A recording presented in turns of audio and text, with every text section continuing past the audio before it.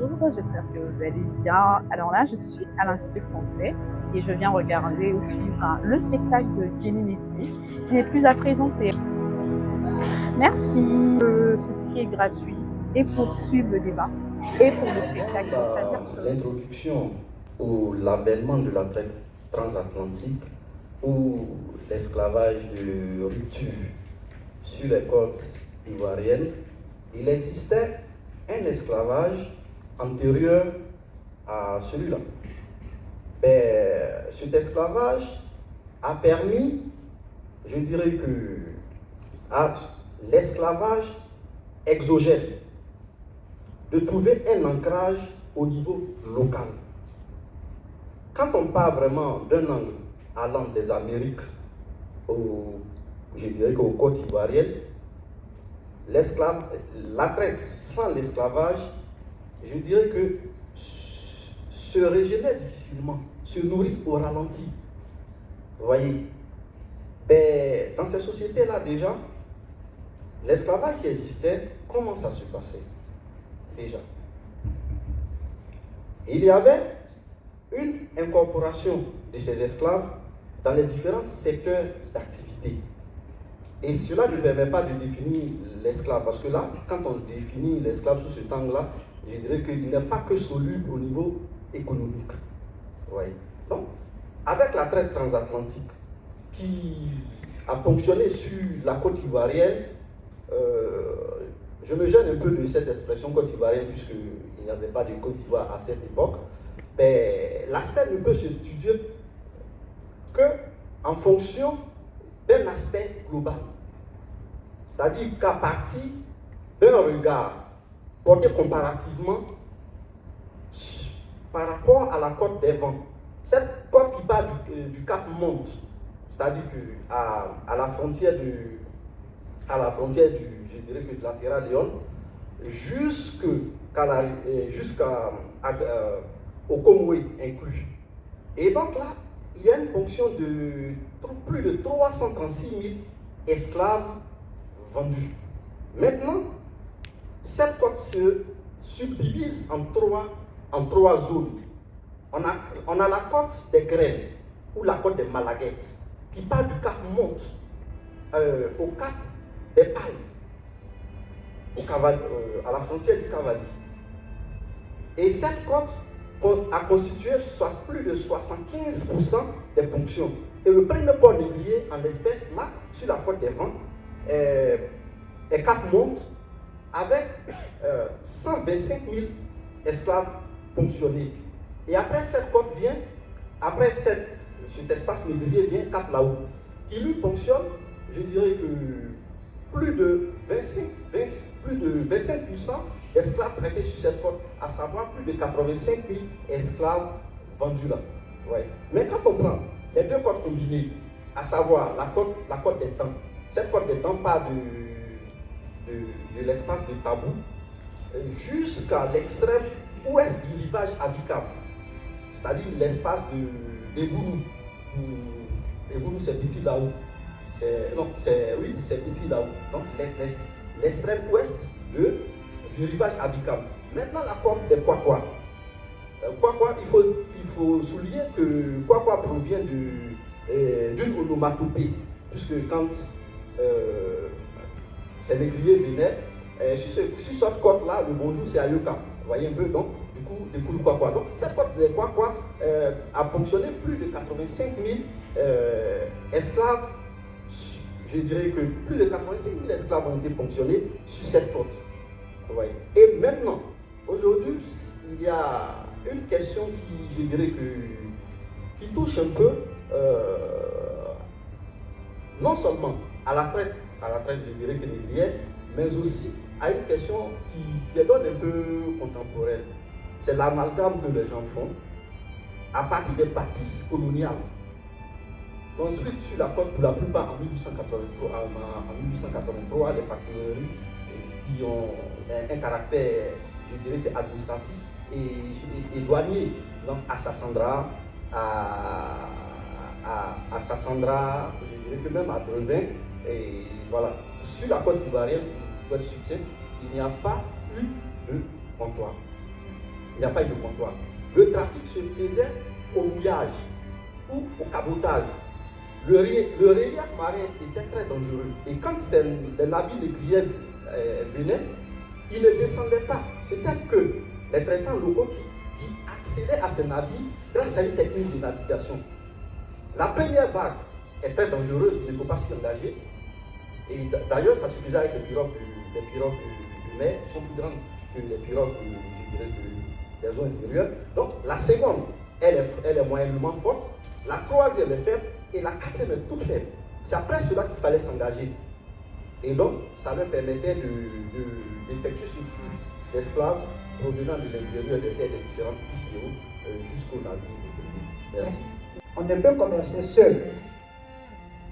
Il arrivait à une certaine époque, dans nos sociétés, il y avait des captifs de guerre. Singulièrement des captifs de guerre. Les clans se livraient certaines batailles et les vaincus étaient des captifs intégrés dans la société des vainqueurs et utilisés comme étant des esclaves. Mais est-ce que leurs conditions étaient plus favorables que les conditions de ceux qui ont traversé l'Atlantique? Ça, c'est un autre débat. Dans tous les cas, il y a une privation de liberté. Dans tous les cas, cette chose, lorsque je veux paraphraser Christian Taubira, n'est plus une personne juridique. Elle perd tous ses droits.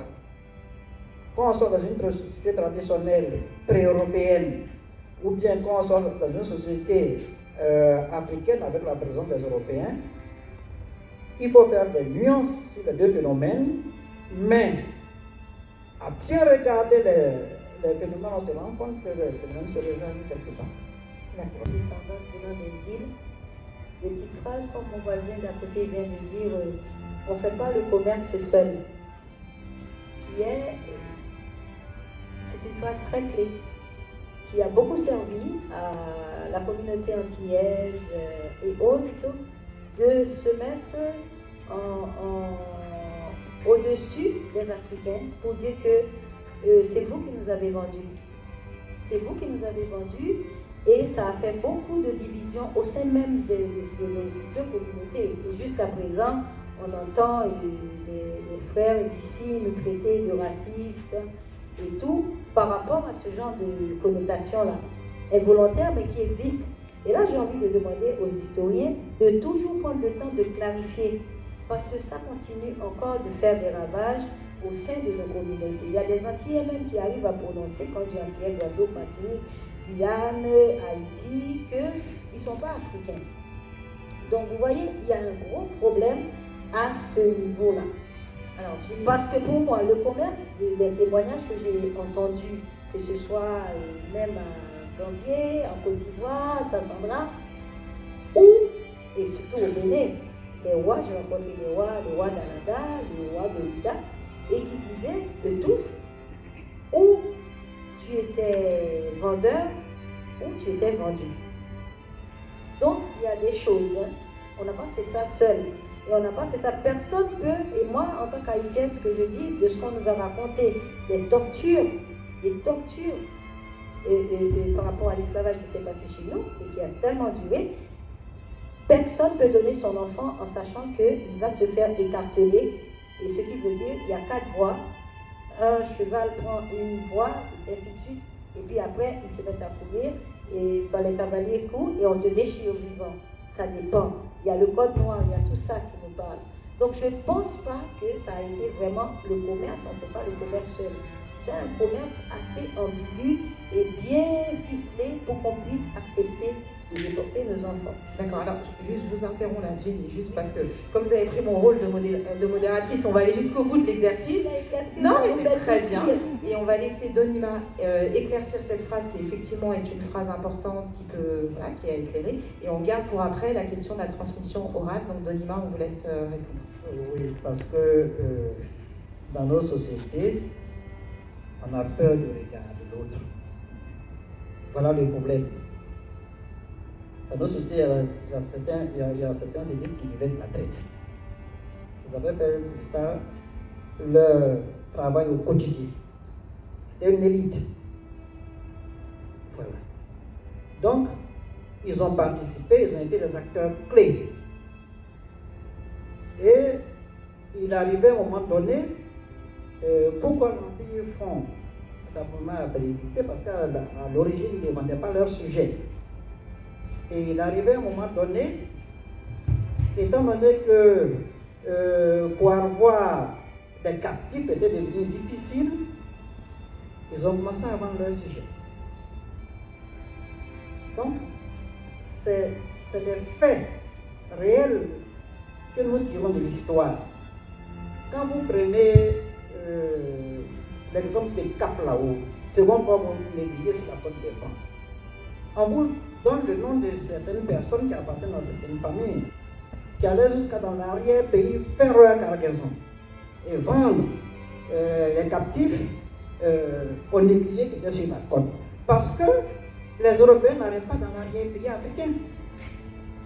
Ils ne connaissaient pas, avec tous les dangers qui se passaient, les navires restaient en rade. Et c'est une spécificité de la traite sur les côtes ivoiriennes actuelles à cause de la barre. C'est une spécificité. Quand vous lisez l'ouvrage de Marcus Rediker à bord du négrier, c'est écrit dedans. Est-ce qu'on peut aujourd'hui se mettre dans une posture, dire que non, ils ont été quelque part aiguillonnés ou incités à le faire, sinon ils allaient être vendus. Moi, je m'interroge, puisque ces derniers tiraient profit et ils avaient une civilisation matérielle changeante par rapport à l'activité de traite. On avait des royaumes côtiers, mais qui étaient des royaumes négriers, qui tiraient leur économie de la traite négrière atlantique. En 1807, lorsqu'on met fin à la traite, les Anglais mettent fin à la traite ratifiée par les Américains, l'Empire fond d'Abomey, le Dahomey commence à bénéficier économiquement et fait écrire des notes pour réouvrir la traite, puisque les Portugais ils avaient le Brésil. Et quand vous regardez la carte du monde, vous voyez les côtes africaines et vous voyez les côtes brésiliennes avec Pernambuco, Bahia et autres. Vous voyez la distance. Elle n'est pas aussi longue que ça, donc il y a un commerce direct qui se passe entre les côtes d'Afrique et les côtes brésiliennes. À telle enseigne que l'Afrique centrale devient la première zone pourvoyeuse des captifs au Brésil et dans le commerce négrier atlantique de tout temps, l'Afrique centrale. Donc, nous avons joué véritablement un rôle, nos ancêtres ont joué véritablement un rôle dans ce commerce, d'où la difficulté de la question de réparation. Parce que pour réparer un tort, et les familles qui y ont participé sur le continent africain, que dirons-nous? Comment nous nous regardons? Pourquoi dans la mémoire de l'esclavage aujourd'hui, un enfant, un descendant d'esclaves ne peut pas prétendre être chef? Merci. Donc il y a des réalités factuelles, actuelles que nous vivons. Vous ne verrez pas en pays à Caen un descendant d'esclaves monter sur leur bien, sur la chaise royale. C'est impossible. Donc parce que les descendants d'esclaves. Donc parmi les apprentissages de ce soir, ou en tout cas je ne sais pas si c'est un apprentissage pour tout le monde, donc, mais les éclairages de ce soir. Il y a des réalités historiques qu'il ne faut pas se cacher. C'est vrai que donner une forme industrielle à la traite, c'est l'Occident. Ce sont eux qui ont financé, organisé et déporté massivement. Mais avant eux, il y a eu la traite arabe également. Mais cette traite intérieure, que certains historiens appellent une forme de servitude douce, mais avait aussi ses particularités. Ce n'était pas en tout point d'Afrique, de sociétés africaines, que ces pratiques-là étaient douces. Je venais assister à ce débat pour voir un peu comment les choses se présentaient du côté de l'Afrique de l'Ouest. Parce qu'il y a une différente perspective quand on est en Afrique centrale.